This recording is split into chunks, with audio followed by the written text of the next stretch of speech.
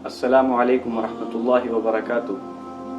دوستوں، آج ہم قرآن کی روشنی میں قوم یہود یعنی بنی اسرائیل کے بارے میں جانیں گے۔ دوستوں، قرآن کریم کا تقریباً چوتھائی حصہ یہود کی فطرت، ان کی مسلسل سرکشی اور ایک لمبے عرصے پر محیط ان کی بدماشیوں اور عیاریوں پر مشتمل ہے، جس کا جاننا اہل ایمان کے لیے بے حد ضروری ہے۔ لیکن افسوس کہ مسلمانوں نے قرآن کی تعلیمات سے اپنا ناطہ توڑ رکھا ہے۔ اس لیے ضروری معلوم ہوتا ہے کہ پہلے اس امت کو واضح طور پر یہ بتا دیا جائے کہ تمہارے رب کی وہ کتاب جس پر تمہارا ایمان ہے، یہود کے ماضی، حال اور مستقبل کے بارے میں کیا انکشاف کرتی ہے۔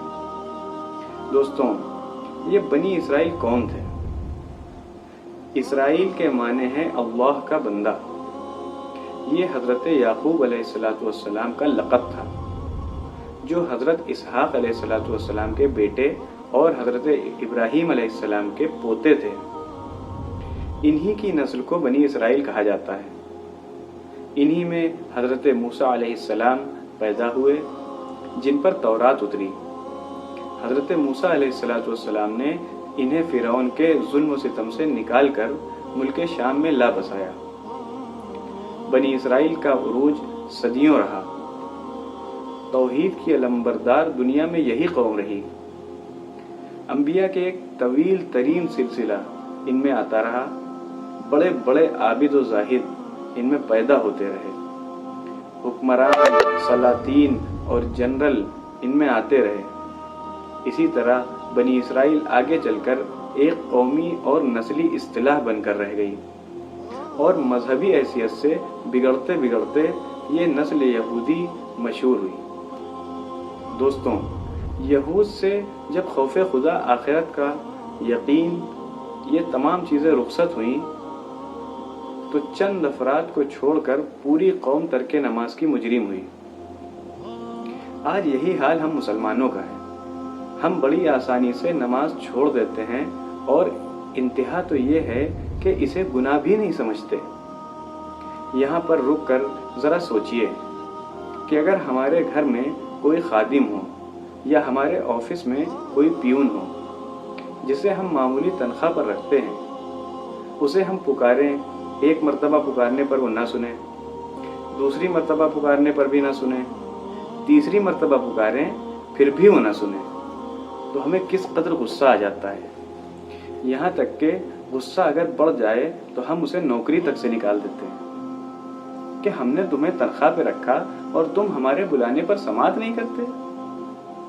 اب ذرا غور کیجئے کہ اللہ رب العزت جو ہمارا کریٹر ہے، ہم کچھ بھی نہ تھے اور اس نے ہمیں ایک نطفے سے انسان بنایا، ہمیں تمام مخلوق میں اشرف بنایا، ہمیں اس دنیا کی تمام نعمتیں عطا کی۔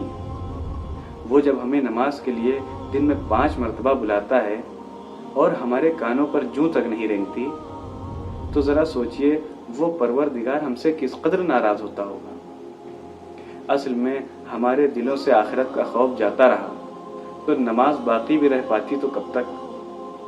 اس کا نتیجہ یہ نکلا کہ غیر اللہ کے خوف سے ہم دوچار ہیں، طاغوتی نظام کے جبڑوں میں اپنے آپ کو کسا ہوا پاتے ہیں۔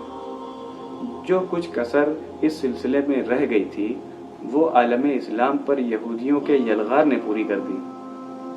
یہ بات سمجھیے کہ یہودیوں سے مسلمان نہیں ہارا، بلکہ ایک پہلے کی بے عمل امت نے موجودہ بے عمل امت پر ہاتھ ڈال دیا ہے۔ اب بھی ان یہود کا مقابلہ کرنے کا ہتھیار صرف ایک ہی ہے کہ ہم اللہ کا خوف اپنے اندر پیدا کریں، نماز اور صبر سے کام لیں۔ میٹیریلسٹک پاور اور مقدار میں اگر یہ کم بھی ہو تو اللہ کی مدد اور نصرت الہی سے ہم تمام چیزوں کا مقابلہ کر سکتے ہیں۔